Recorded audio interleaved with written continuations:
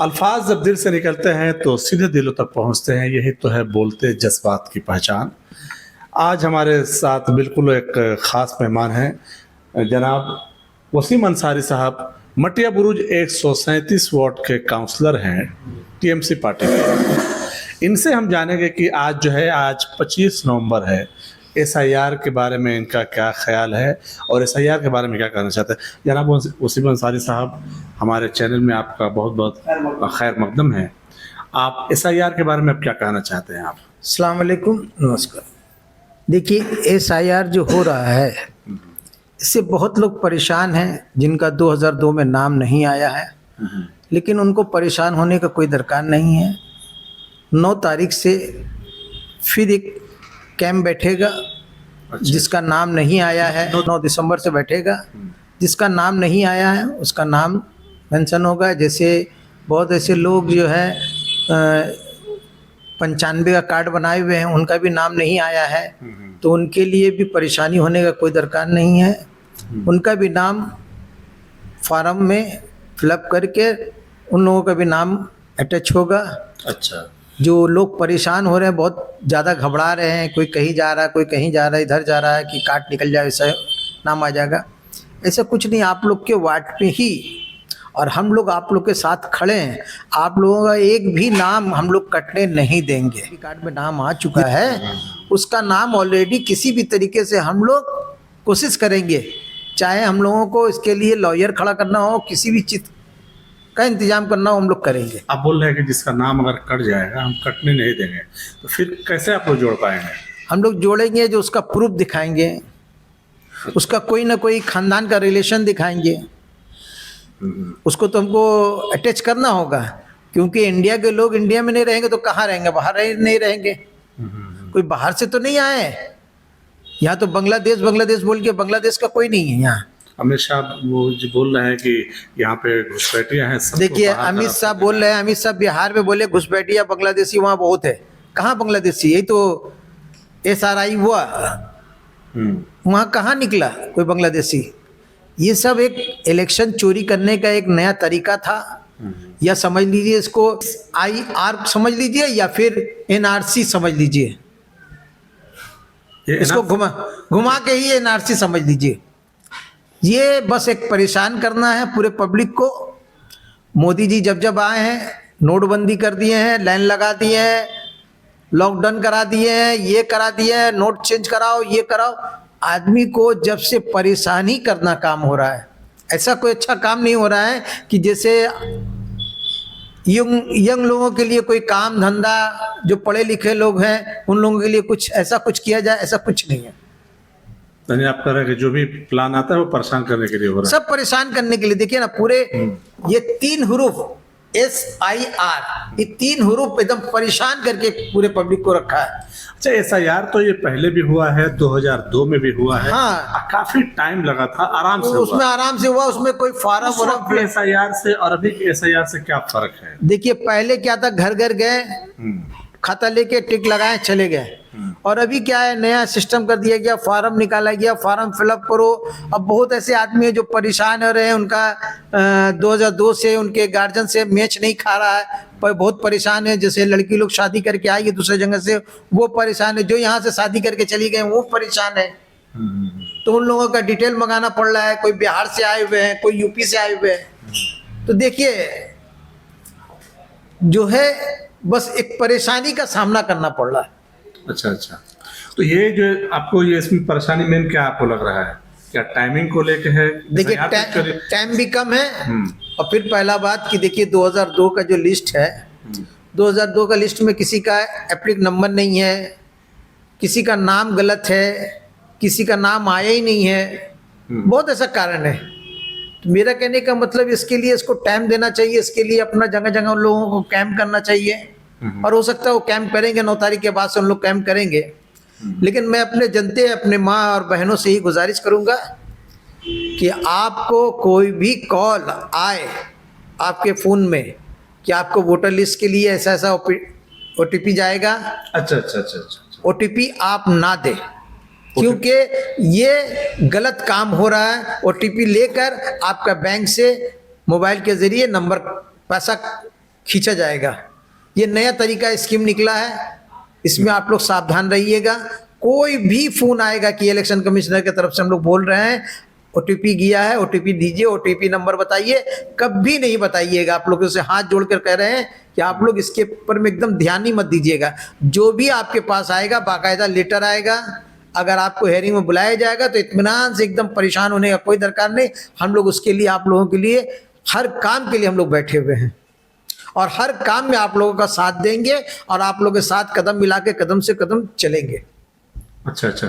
और ममता बनर्जी साहबा ने कहा कि एक भी वोटर का नाम कटने नहीं देंगे। ये हमारे ममता बनर्जी का जो काम हो रहा है, सबका डेली का डेली बायोडाटा कंप्लीट हो रहा है, किसका नाम कट रहा है, किसका नाम क्या हो रहा है, बाकायदा वो लिस्ट बाकायदा कंप्यूटर में सेट किया जा रहा है कि किसका नाम आज फॉर्म फिलअप हुआ, किसका फॉर्म जमा हुआ, किसका फॉर्म नहीं मिला।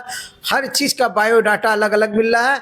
ममता बनर्जी जो है इसके ऊपर में पूरा ध्यान रखिए। और अब हमारे एमपी साहब अभिषेक बनर्जी वो भी हर चीज़ के ऊपर नज़र रखे हुए हैं और हर दिन इसके ऊपर में आदमी लगा के रखे जो अपने ऑफिस से हर काउंसलर को, हर प्रेसिडेंट को, हर सभी लोगों को कॉल किया जा रहा है कि आपका काम कितना दूर तक हुआ, क्या हुआ, नहीं हुआ, पूरा अप टू डेट देना पड़ रहा है। अच्छा, अपडेट आप लोग कर रहे हैं? हाँ, अपडेट कर रहे हैं हम लोग। यानी कि काउंसलर किसको अपडेट कर रहे हैं? काउंसलर हम लोग एक टीम बनाए हैं, हम लोग वो टीम को उन लोगों को हर चीज़ का अपडेट कर रहे हैं कि इतना फॉर्म फिलअप हुआ, इतना फॉर्म नहीं हुआ है।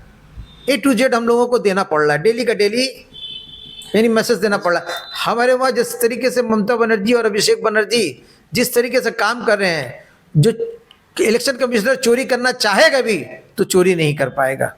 जैसे बिहार में एक बैग उतारा, वहां पर ही कोई फील्डिंग सटा हुआ नहीं था, सजा हुआ नहीं था, वो लोग जैसे मन में आया वैसे किया।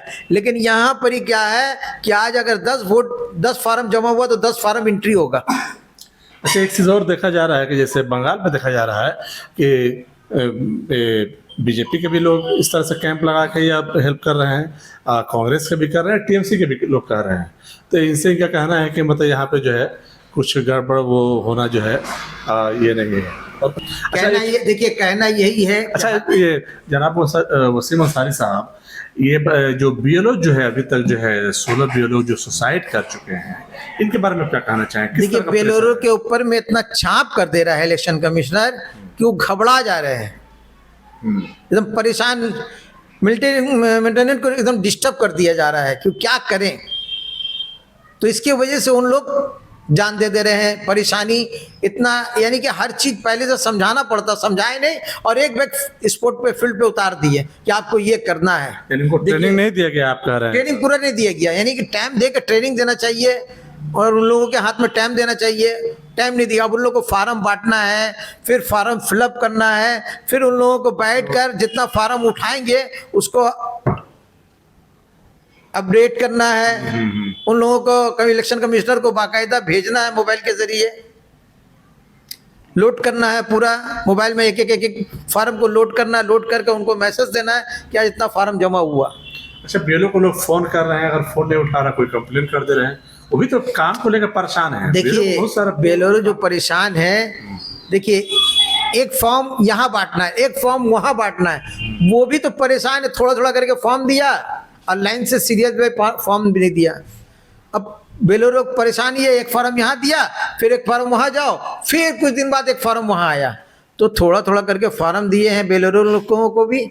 और हम लोग ममता बनर्जी और अभिषेक बनर्जी की तरफ से हम लोग बेलोरो 2 भी दिए हुए हैं, जिन्हों हम लोग पार्टी की तरफ से ऑर्डर हुआ है, बेलोरो 2 भी दिए, जो उन लोगों को काम करने में थोड़ा सा आसानी हो रहा है, हेल्प कर रहे हैं।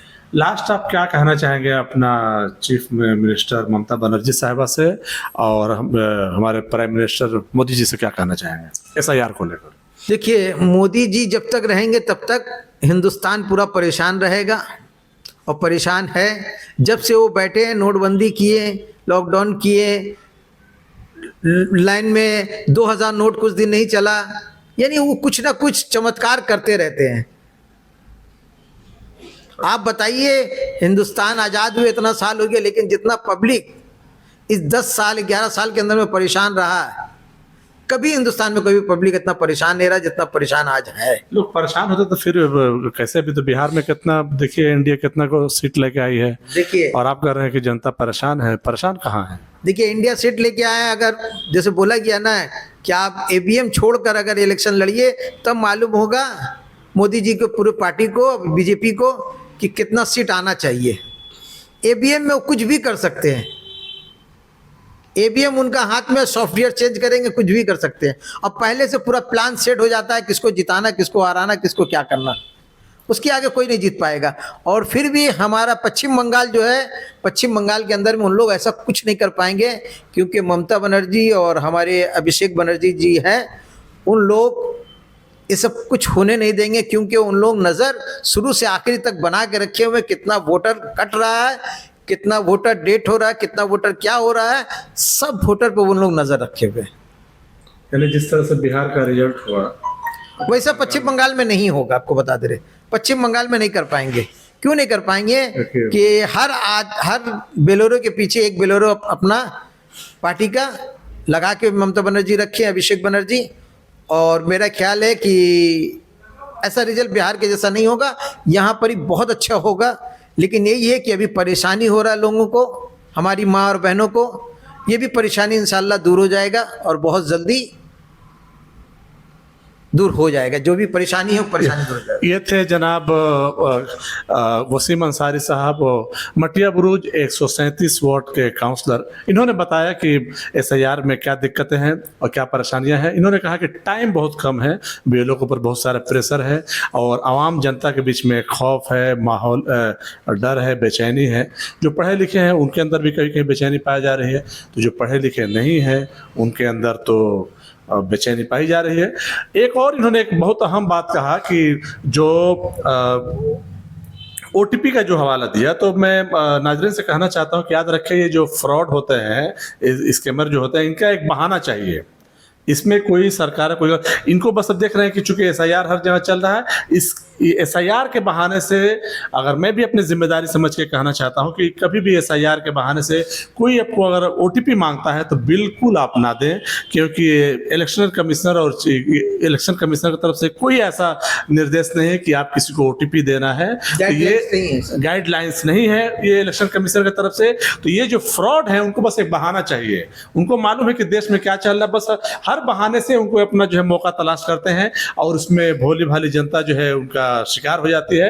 तो ये वसीम अंसारी साहब का कहना था और मैं भी कह रहा हूं कि हमारे मटिया बुरुज के सभी लोगों से यही कहूँगा कि आप लोग जो फार्म जमा कर दिए हैं, जो बेलोरो रिसीव करके किए हैं, उससे भी कोई परेशानी नहीं है। और स्टाम्प मारकर आप सोच रहे कि स्टाम्प मारने से कुछ ऐसा कोई प्रॉब्लम नहीं है। ये गलती और ये ऐसा रीमर फैलाया जा रहा है कि स्टाम्प मारने से फॉर्म ये होगा, ओके होगा, नहीं होगा, ऐसा कोई बात नहीं है। आप लोग डरिए मत, हम आप लोगों के साथ हैं। हमारे पूरे पार्टी के लोग, आपके टीएमसी के पार्टी के लोग आपके साथ हैं। और हर जगह ममता बनर्जी, अभिषेक बनर्जी हर चीज पे नजर रखे हुए और हर चीज को कोऑपरेट कर रहे हैं। आप लोग इसके लेके कोई परेशान नहीं हो कि साइन नहीं हुआ, साइन हो गया तो स्टाम्प नहीं है, ऐसा कोई कुछ नहीं है। यानी इस टाइम को लेकर जो गलतफहमी जो फैलाया जा रहा है वो सिग्नेचर काफी है, क्योंकि इलेक्शन कमीशन कोई ऐसा गाइडलाइंस नहीं है। गाइडलाइंस नहीं, कोई ऐसा कोई गाइडलाइंस नहीं। बहुत बहुत शुक्रिया।